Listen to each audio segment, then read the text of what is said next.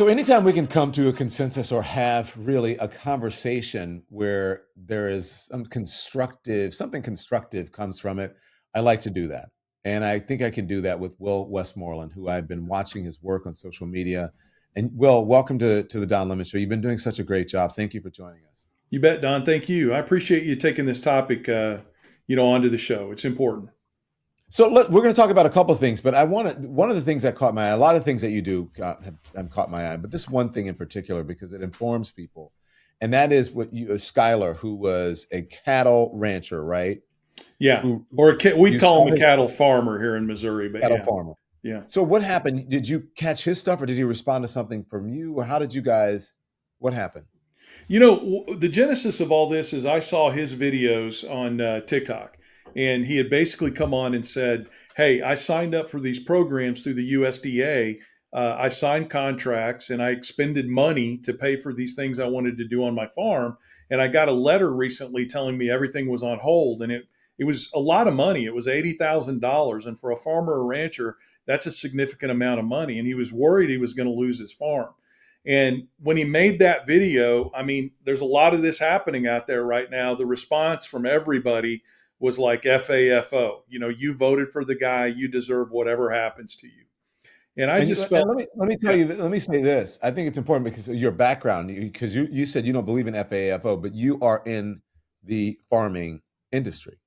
I do a couple different things. Yeah, I'm an agroforestry farmer, which a lot of people don't know what that means, but I farm mostly, tree nuts and berries and mushrooms and things like that. But I also owned with my mother a 300 cow calf operation. So we raised cattle back in the day, and I grew up on a farm as well. So yeah, I've got a background and am currently involved in agriculture. And then in addition to that, I've been really politically active for over 30 years in rural, agriculture and political issues. So it's kind of a Are you nice a mix. conservative? I am more of a centrist. I've only voted a straight ticket one time, but I would call myself a Democrat. I want to be right up front about that. Yeah. Okay. So then what happened when you saw Skylar's post and you wanted to correct him on some misinformation you believed?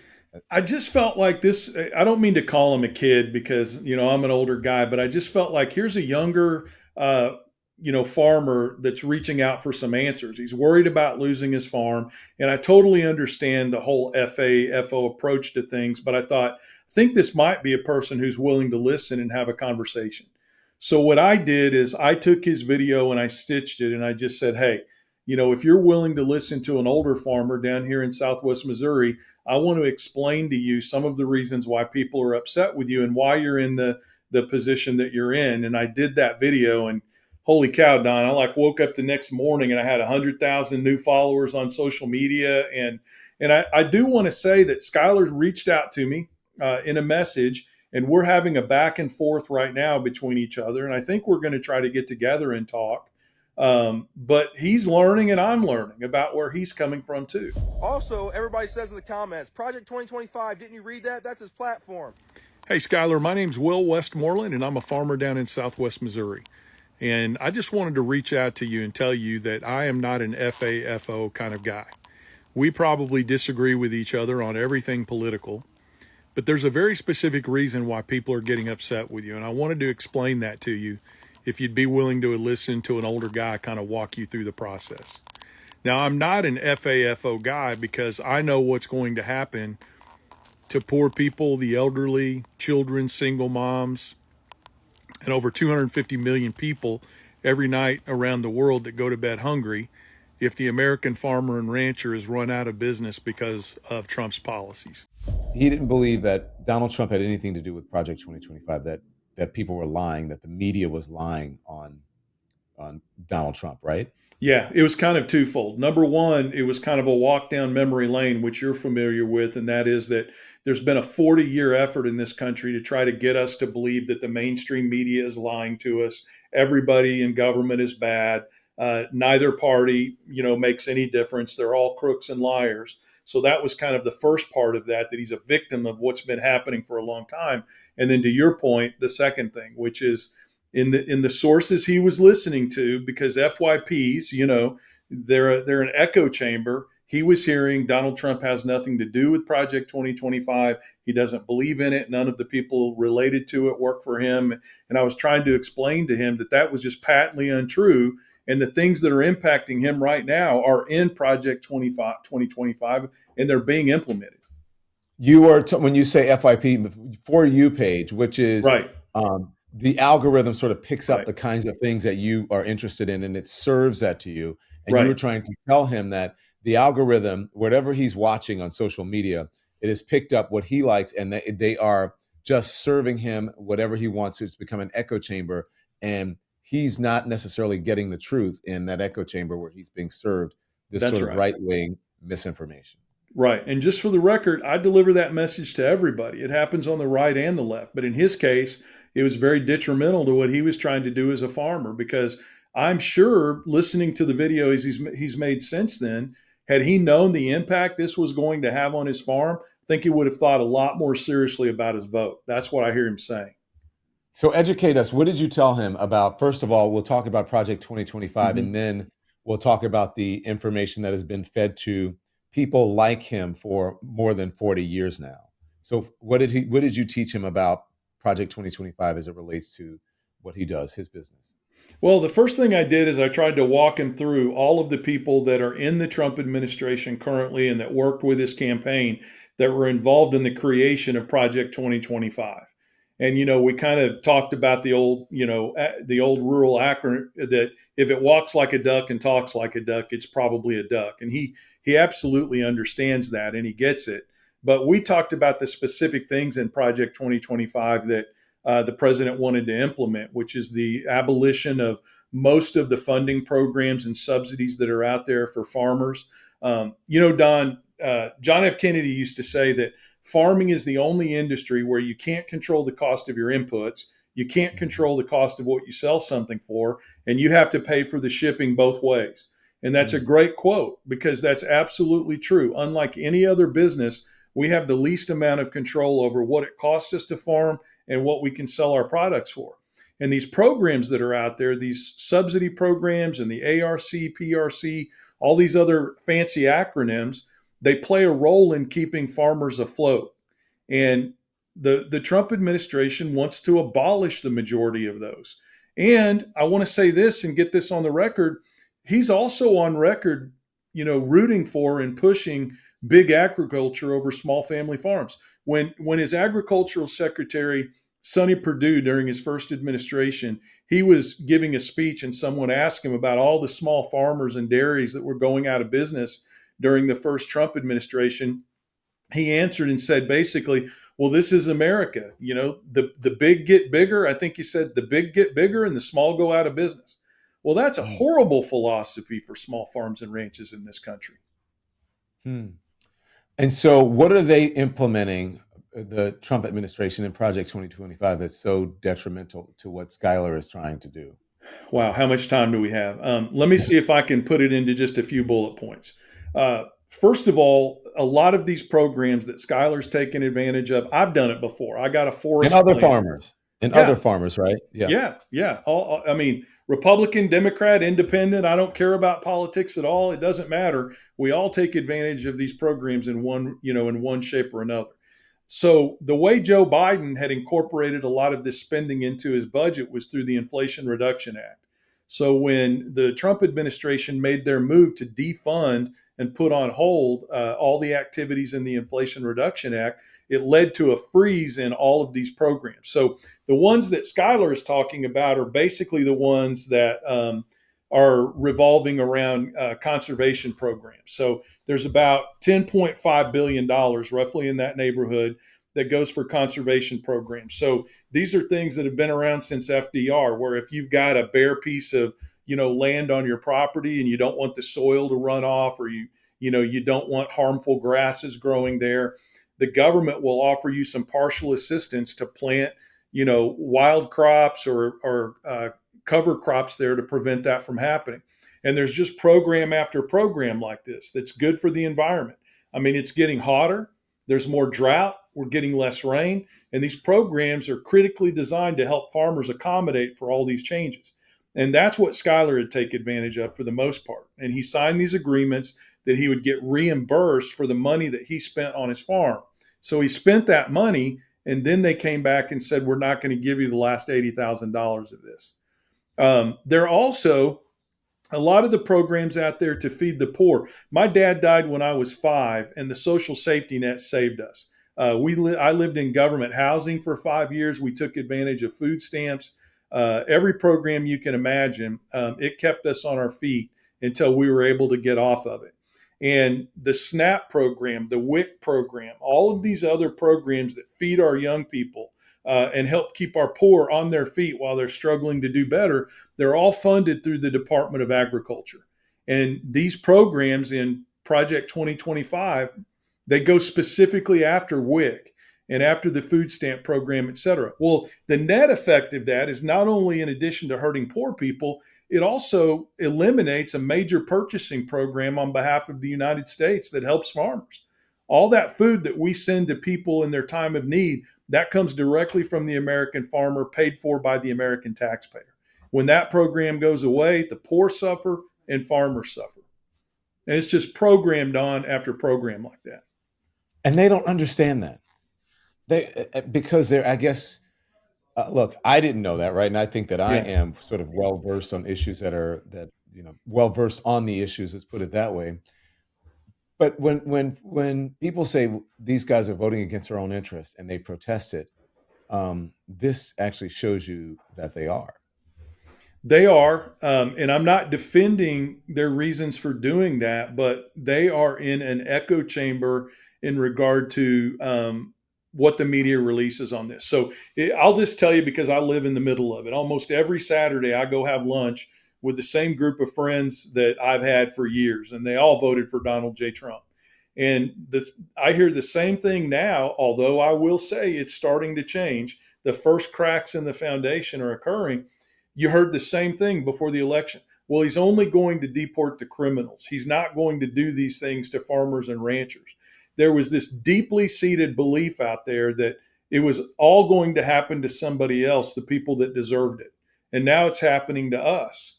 And that was their biggest reason, I think, for trying to justify their vote. Well, now the chickens are coming home to roost. And what I tried to do in that video, and what I'm pushing with my group, the Back 40, is I'm trying to say, while we're actively fighting against these policies that are bad for farmers and ranchers, we have to be willing to extend an olive branch to people like Skyler that say, I may have made the wrong decision. Educate me on these topics. We've got to be willing to do that. Folks like Skyler believe, or maybe they don't understand, that the subsidies they get, they're accepting subsidies, but yet they're demonizing other people who accept subsidies, like people who live in the inner city or people of color who need help making ends meet. Does he not realize that the farmers, him as a farmer, he's also getting, or a rancher, he's also getting subsidies? Don, with if you'll forgive me for using a rural slang, we have this thing called "let's get to the rat killing," and that means let's put the uncomfortable topic out on the table. Okay, what the Republicans do really well, and I'm not trying to make this partisan, I'm just telling you, in rural America, what they do really well is they will pass a law that's bad for farming, and they'll call it the Right to Farm Act, or they'll pass a law that's bad for air, and they'll call it the Clean Air Act. This is the way they do it out here. So you've got legislation that's been put in place, like right here in the state of Missouri a few years ago, we had a bill called the Right to Farm Act. And there's all this flowery language. It was written by ALEC, the American Legislative Exchange Council, which is a conservative think tank, just like the Heritage Foundation. And there's paragraph after paragraph about how they're going to preserve America's right to farm. Well, all the good old boys like me out here, that sounds good. Let's get on board. What they didn't tell you is that in the body of the law, it preserved the right of foreign companies and foreign governments to buy Missouri farmland, and it preserved the right of big CAFOs, commercial animal feeding operations that have thousands of animals that have polluted the water in Iowa and around the country. It preserved their right to come in and do the same thing here. So they are the victims of reading the preamble and not the legislation itself. And we've been able to stop this in a lot of states, but it really is an education issue. And I don't mean that in a demeaning way. the Democrats and people like me are partially to blame for that. That's why I'm on social media. I read an article after the election that the majority of conservatives are now getting their news from YouTube and podcasts. So that's Mhm. why I think what you're doing is so critical. These, getting a balanced version of the news out is critical. And for those of us that understand these impacts on agriculture, we've got to go to where they are and talk with them too. So yes, they need to do more research. They need to be more educated, but we've got to do a better job of going to where they are to talk to them. Okay, so I'm going to save that part for last because I Yeah, think it's really important, right? And I yeah. want people to go away with this without sticking in their head. Um, so just explain to us, to anyone who's watching, what this administration is doing that you believe is detrimental to farmers and to the cattle industry and people Yeah. who live in middle America like you. Okay. First of all, the tariffs. The tariffs are horrible for American farmers. Okay. There's a lot of reasons for that. Number one, I don't care how long I've got to preach this from the mountaintop. Tariffs are not paid by the companies and governments in foreign countries. Those costs are passed along and eventually make it back to the American consumer. The tariffs we put on China during his first administration, it cost us our largest agricultural trading partner. Okay. We saw a huge reduction in the amount of soybeans and other row crops that were purchased from American farmers. And a couple of really bad things happened as a result of that. Number one, China went to other countries to find those products. Okay. So Brazil used to account for about 14% of Chinese row crop purchases around the world. They're selling them about 42% of what they consume right now. So Wow. with their tariffs, the president in his first administration and extended into this one, it's not just that they're costing us sales, they're eliminating future sales channels regardless of who becomes president next. Whether a Republican or a Democrat wins the next time around, those markets are effectively gone for good or for a long time unless we can win them back. So the tariffs are awful. The other thing is China's better prepared this time. When we put these tariffs in place the first time around, they had a big disease in their pork industry over there. So they were really limited in how much they could push back against pork purchasing. They also didn't have any reserves of wheat and soybeans, et cetera. They've eliminated that problem. They've got no disease in their pork industry, and they've got tons of reserves in place. So this time, they're a lot more positioned to give us the finger in the eye and say, do whatever you want to do. We'll buy what we need from Brazil. And then that's not even taking into account, Don, reverse tariffs. So I think your folks could probably find the soybean organization here in the United States and the corn organization here in the United States from the growers. They did studies that showed when the Chinese place these reverse tariffs on us, it's going to cost us over 30 billion metric tons of sales in soybeans, and it could cost us as much as 80% of our corn sales Wow. overseas. That's devastating for any business. So that's Mhm. number one. How it impacts farmers here from a financial perspective is that all of these programs, they're designed to help farmers get through difficult times like crop insurance, the ARC program, the PRC program. The first thing they want to do is they want to eliminate the CCC, which is a commodity credit corporation. This is kind of like the internal USDA bank that oversees the funding of all these programs. And they want to get rid of it. And they're using all their favorite terms like socialism, communism, et cetera. But by eliminating the funding mechanism behind all of these programs that we offer farmers, then they effectually eliminate the programs themselves. And then the other thing that they want to do is they want to take the SNAP program and the WIC program that are designed for poor people and that result in billions of dollars worth of American agricultural goods being purchased. They want to take those out of the United States Department of Agriculture, the USDA, and they want to put them under HHS. And we all know who's going to be sitting at the top of HHS, a guy who Mhm. is absolutely not friendly to American farmers and ranchers. So we're going to have a situation where RFK Jr. is making decisions about the programs that purchase product from American farmers and ranchers and put it on the plates of people in this country, like young children, like I was back in the day, that don't have enough food to eat at night. Yeah. And then you believe that this administration is not supportive of small individual farmers, that it is that is, I forget what you call it, something big ag. You Big said that ag, big ag. corporatized agriculture. And I'm going to correct you on one thing. I don't believe it. I know it. I know it. And the reason I know that is because of the quotes that we've got on the record from Trump's Secretary of Agriculture the first time around. That was just like a que sera, sera quote that he had. Well, in our country, the big get bigger and the small go out of business. Mm. That was he never pushed back about it. Against it. He never spoke out against it. And you see it in their policies because big ag can weather these storms. If you're a big agricultural company and you're farming hundreds of thousands of acres, you can weather price drops, you can weather drought, you can weather all these other things because you're producing in mass quantities. And if you've got a drought in one area of the country where you own 1,000 acres, it's probably raining in another area. Well, a guy like me, I don't have that luxury. My land all is going to be where it is, from now until the day they plant me at the local cemetery. We don't have that luxury. And that's what a lot of American farmers and ranchers are starting to learn is Trump. Trump is, you see it all the time. He's a victim to just being obsessed with people who are powerful and wealthy. And his opinion of that extends into agriculture. And that's bad for all of us that don't hold the same beliefs that he does. You're not a fan of the billionaires and oligarchs around him.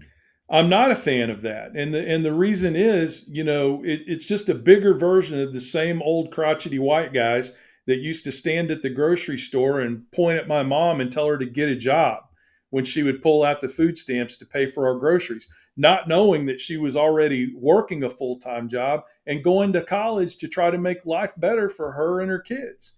It's the same version of that, just at a grander scale. They're not looking out for our best interest, and we know that. There's not a farm kid in this country or anybody that grew up in a rural area that didn't have their grandma or grandpa tell them at one time or another, they've got us fighting for crumbs under the table while they're eating steak up above. And it's no Amen. different now than it was then. When people tell you, I got this note. I shared your thing with a friend, and it was, this is what he said about you, okay? He said, way too much common sense. This is personal for me because my grandparents were dairy farmers who were fortunate enough to retire before the small farms and farmers around us. Those farmers were consolidated or went bankrupt. You really cannot start a small farm. A small farm. The only small farmers that are able to make it are finding some sort of niche, whether it is serving high-end restaurants or selling raw milk or somehow differentiating themselves from other farmers. Basically, he's saying it's a Yeah. really tough and quite frankly, dwindling or dying industry. It is. I'd love to meet your friends sometime, seriously, because man, talk about hitting the nail on the head.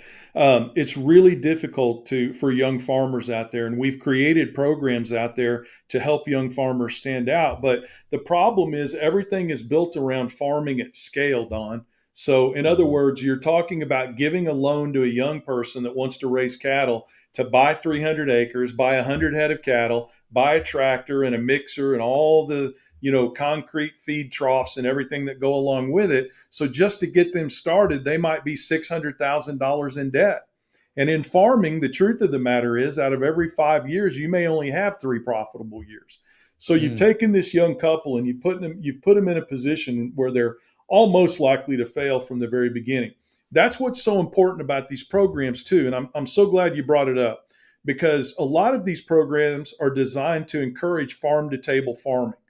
I know people that own 5 acres and they're making $140,000 a year off of that 5 acres, growing lettuce in greenhouses and growing flowers that they sell to florists, and raising a few head of beef and selling that beef directly to the American public without big packers getting involved. And a lot of these programs that Joe Biden had put in place were designed to encourage that type of farming. We were talking a little bit before where you grew up and where I grew up. Do you know that in many cases there were more farms in the 1930s than there were now?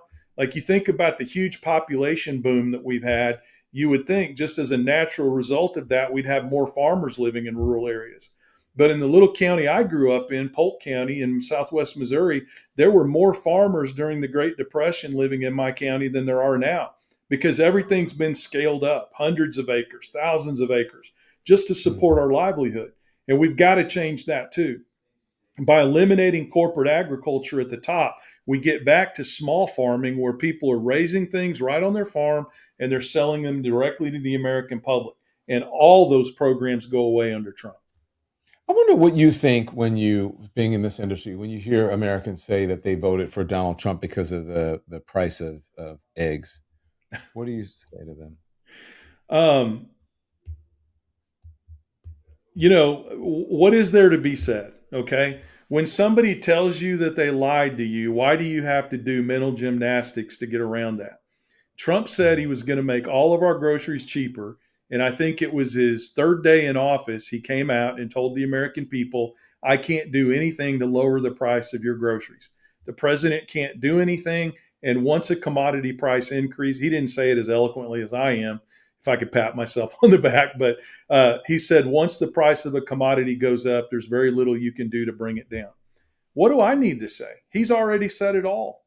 So I tell people out here where I live, one of the quotes I used in this video that I put together, and I say it all the time, I'm not asking you to admit you were wrong. I'm just asking you to admit you were lied to. That's all I'm trying to do here. Just admit you were lied to, and then what can we do together to go from where we are now to where we need to be? When you ask people that, what do they say? Because you said you have breakfast or lunch with the same guys that you've been with. Do they admit that they were lied to? The guys that I live around, they're starting to come around, but I will tell you on a broader scale, with the followers that I've got on social media now, I get about 5. And I know it's not a lot, Don, but I'm one of those guys that, like, my glass is always half full. I'll get about 5 to 10 messages every week from a cattle rancher or a farmer out there that voted for Donald Trump saying, hey, thanks for making your video. Thanks for keeping an open mind. I think I made a mistake. Can you get me more information? Can you channel more things our way?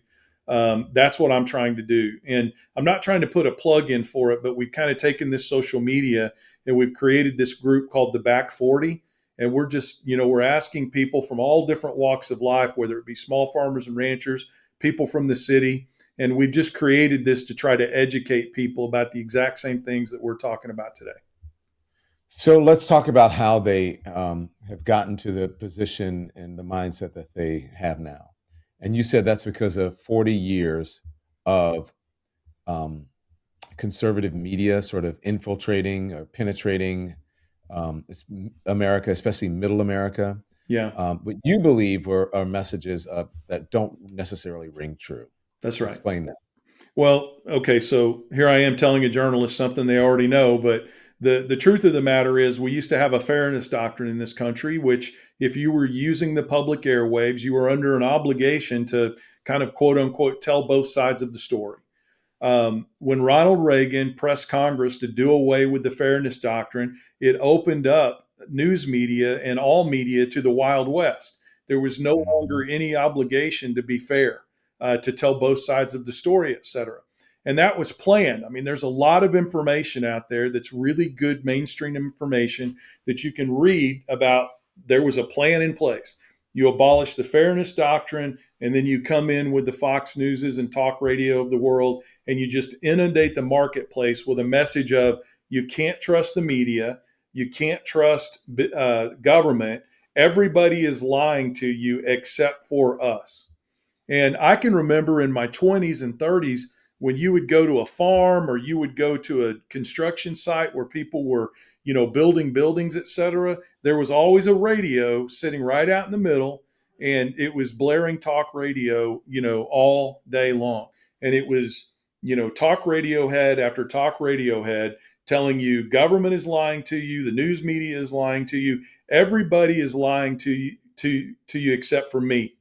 And then once you get them on that hook, once you've, convinced them to believe that, then you start feeding them your diet of misinformation. And that's what's happened here. It's just a clear-cut case of they only trust their own media sources, and their media sources are lying to them. They're not telling them anything like what you and I have discussed today. They're not walking them through how this is going to cost them.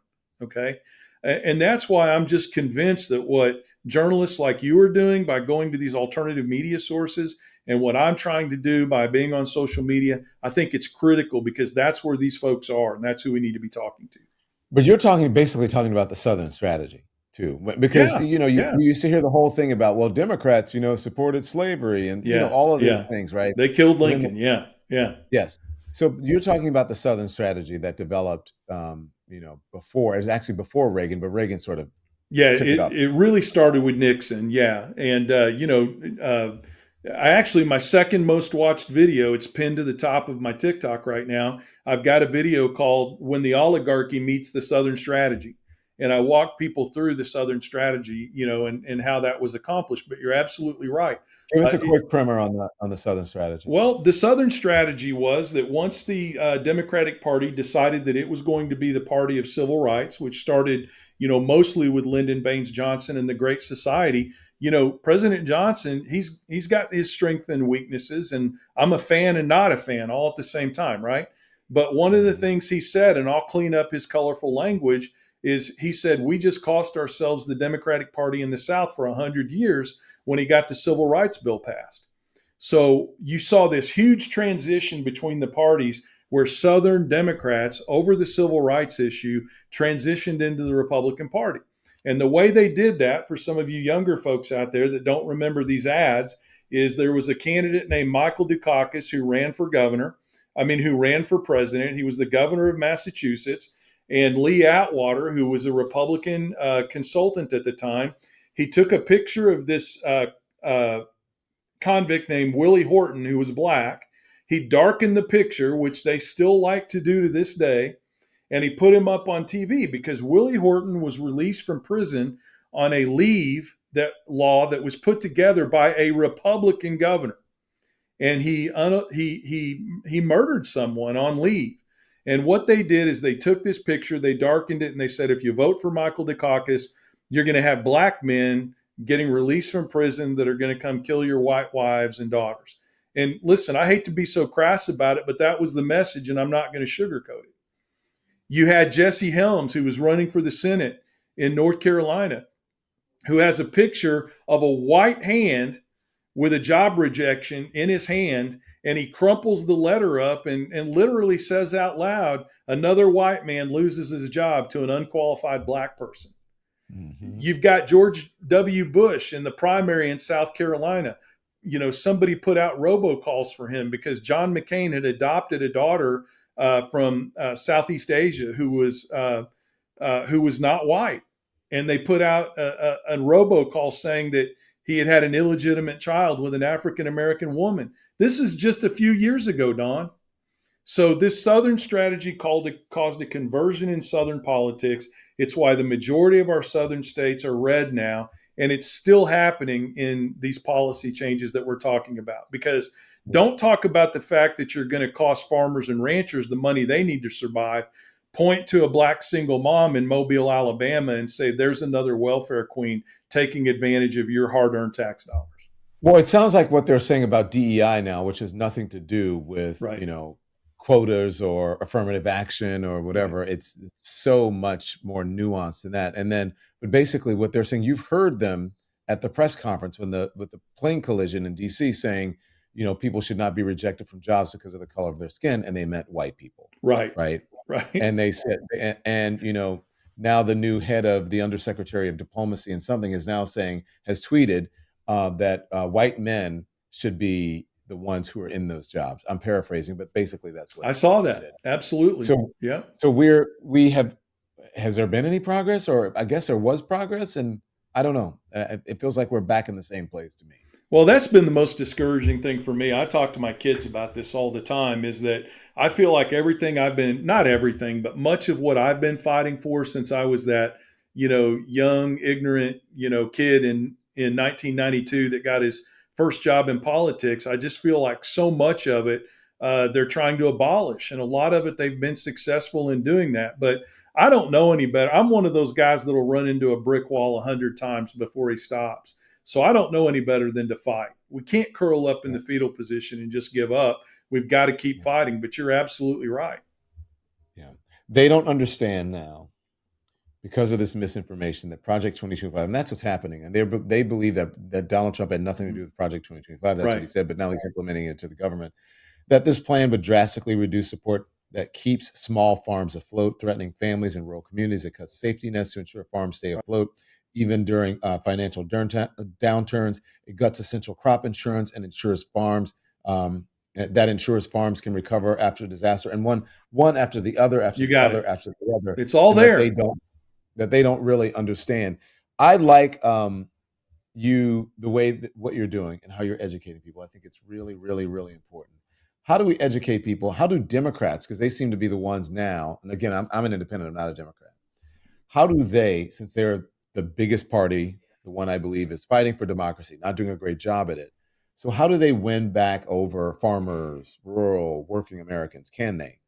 Well, And if they can, how can they do it? I think they can. I think it's. I mean, listen, Don. The bottom line is it took 40 years to get to where we are.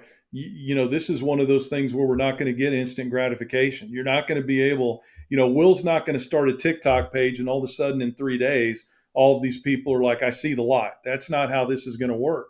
We may have to Mhm, put 40 years into bringing them back into the Big Tent and getting them to mhm, understand how they're voting against their own best interest. mhm, I'll say a couple of things. I'm not afraid to criticize my own party. I mean, I criticize Bill Clinton. I criticize Barack Obama. I criticize my own party every day. Number one, we've got to be better prepared to take these things on when they come. It's like there should have been no surprise that this was going to be a shock and awe campaign. And the fact that we've had to sit around for a month, trying to figure out how we're going to respond to it is very disappointing. So we need to be prepared for rapid response when these things happen and before they happen. We need to be talking about this plan. It's all right there. Like Don, how often does do your political opponents or the people that believe differently from you? How often do they write a book about what they're going to do and then hand it to you? It's all right there. mhm. So that's number one. And then number two, I hate to keep as they say out here in my part of the country, beat a dead horse, but we've got to do exactly what we're doing right here.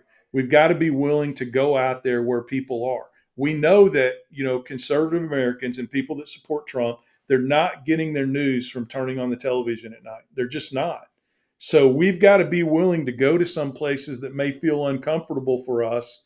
I'd go on Fox News tomorrow if they asked me to go there.